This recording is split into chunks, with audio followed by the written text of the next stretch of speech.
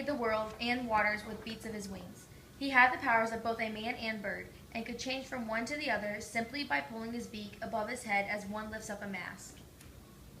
His earth was dark and silent. He had created water and mountains, and had filled the land with growing pea pod plants. As one of the pea pods burst open, out popped a fully grown man, the first to walk on earth. First the man was dizzy and confused. He drank from a pool of water at his feet, which made him feel a little better. Raven had been soaring above his earth when he caught sight of the movement below. For a long time, Raven and the man stared at each other without saying a word. Finally, Raven spoke. Who are you and where did you come from? I was born from this pea pod. Raven was astonished. He had made the pea plant himself without any idea that something like this would happen. However, he was pleased that his earth would now have inhabitants. Have you eaten? I had a drink of water earlier. Wait here for me. Raven adjusted his beak and took the form of a bird. With a flurry of dark feathers, he flew off into the night sky. The man waited for Raven for 4 days. Raven returned carrying 2 raspberries and 2 heath berries. They're for you. They shall grow all over the earth to feed you. Man devoured the berries in one gulp. Raven realized that berries alone wouldn't be enough to feed his hungry creation.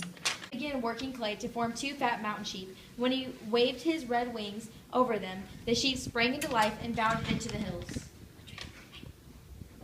He made more and more sheep. Man looked at them so hungrily that Raven carefully placed them far up the mountain so that man wouldn't eat them all at once. Raven went on making fish, birds, and other animals, and waved his wings over each one to bring it to life.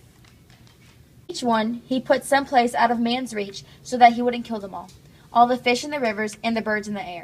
Already, Raven could see other men growing in pea pods, and they were soon going to emerge hungry too. Raven created a huge bear from the same clay to make sure man had something to fear. In a few days, Raven noticed that man was lonely. Raven went off to a quiet corner of the earth where man couldn't see what he was doing. He started building a figure out of clay. It looked like man, but was smaller and softer.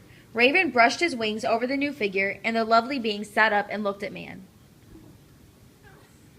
This woman, your helper and companion. Man was very pleased. Together they filled the earth with their children, and before long, Raven's earth filled with many sounds of voices and overflowing with many forms of life.